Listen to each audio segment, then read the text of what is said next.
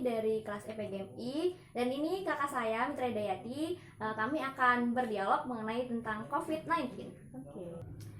Oke, kita nih ngomong-ngomong tentang COVID-19. Ini adalah virus yang sangat berbahaya yang sekarang sedang mewabah di Indonesia, seluruh dunia, bahkan seluruh dunia. Menurut Mbak Mitra nih, apa sih dampak positif dan negatif dari adanya wabah virus ini? Banyak ya dampak positif dan negatifnya. Ya contohnya kalau positif, misalnya kita biasanya jauh nih sama keluarga, anak kuliah pada di negeri seberang, mungkin kan sekarang pada balik. Ya walaupun harus ada karantina selama 14 hari ya, cuman kan setidaknya ada lebih intens gitu waktu sama keluarganya. Kemudian jadi kita jadi rajin cuci tangan, yang biasanya mandi syukur-syukur sehari sekali kan. Sekarang jadi kemana-mana, pulang dari mana harus mandi, kemudian harus cuci tangan secara baik dan benar. Terus yang tadinya nggak tahu cuman cuci tangan pakai air aja, sekarang jadi pakai sabun. Oh ya, mungkin kalau misalnya yang kita di rumah nih cukuplah pakai sabun aja, karena kan hand sanitizer terbatas tuh, jadi yang mending inilah pakai sabun aja. Dampak negatifnya nih Mbak dari wabah ini apa? Dampak negatifnya itu panic buying sih. Jadi semua pada diborong di supermarket segala macam, beras habis, terutama hand sanitizer, masker, terus pokoknya lebay banget deh. Nggak perlu menunjukkan ke masyarakat bahwasanya lo banyak uang buat ngeborong itu semua. Lo nggak kasihan sama mereka yang nggak mampu beli, sedangkan tenaga medis aja nggak semuanya orang punya loh. Benar banget. Kemudian banyak juga ini pengusaha yang gulung tikar. Kita sering lihat di TV banyak banyak pedagang-pedagang dirazia oleh petugas kan, dan mereka itu menangis. Kenapa? Karena nggak ada penghasilan yang biasanya mereka setiap hari berjualan, kemudian sekarang tidak boleh. Ya itu, dan banyak orang menganggur. Oleh karena itu mereka yang pada di Jakarta mungkin pada balik lagi dan menimbulkan kekhawatiran, mungkin itu deh. Terus nih Mbak, tentang orang-orang yang misalnya dia tuh bersin sedikit, batuk sedikit atau pilek sedikit, terus orang-orang tuh kayak langsung menghindar, terus corona itu gimana sih Mbak? Itu super baik banget sih. Itu biasanya katanya sih di berita psikomatik ya, ada seorang dokter yang menjelaskan. Tapi menurut aku pribadi, psikomatik itu benar-benar mengganggu imunitas tubuh loh. Misalnya kayak kita tadinya nggak batuk, terus kita mikirnya parno, jadi beneran batuk. Aneh-aneh mikirnya gitu ya Mbak ya. Dan itu terjadi di lingkungan sekitar aku gitu kan. Jadinya benar-benar mengganggu. Jadi ya udahlah, hilangkan pikiran-pikiran negatif itu ya Mbak ya.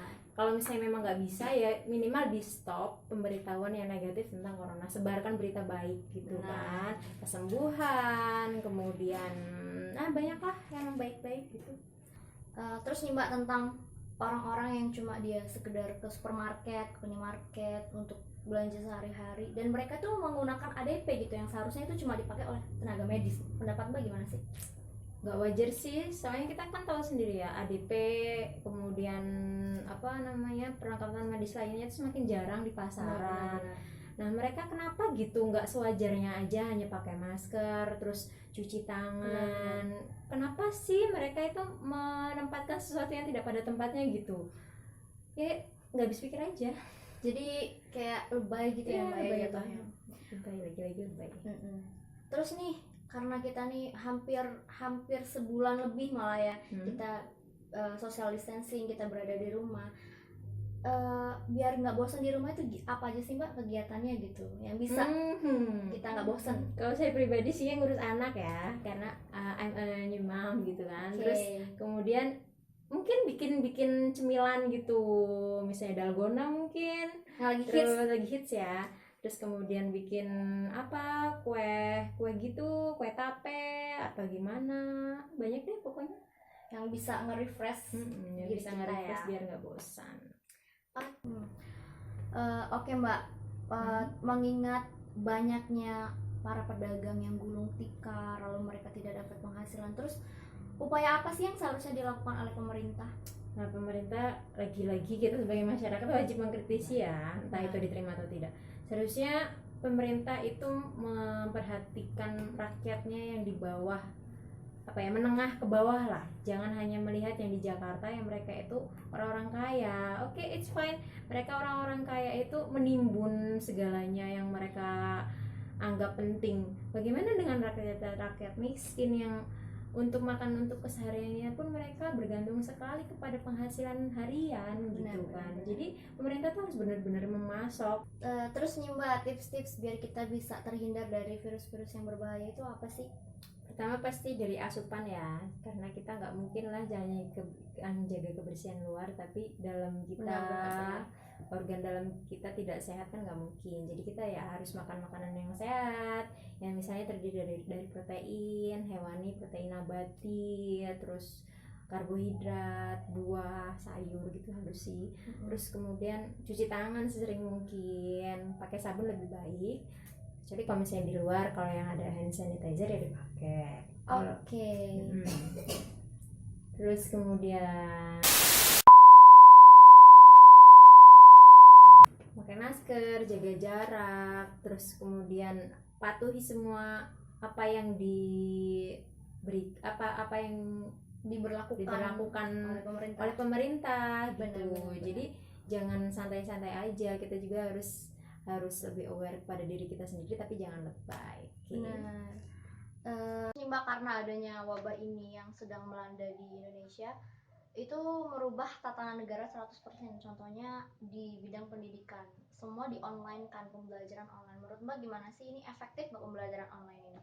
Menurut aku sih sama sekali enggak ya, karena bagaimanapun proses belajar mengajar itu ya bertatapan langsung. Karena apa ya, banyak yang salah paham dengan instruksi guru atau dosen misalnya, apalagi terutama dengan siswa ya. Tidak semua siswa itu mumpuni untuk berteknologi misalnya gitu kan, apalagi siswa SD, apalagi PAUD kan ya, kan mereka apa sih ya, pokoknya sangat tidak efektif lah. Dan kita berharap semoga pandemi ini segera berlalu. Dan kita semua dalam keadaan sehat-sehat. Minimal si corona pulanglah ke Wuhan sana ya, jangan balik-balik lagi.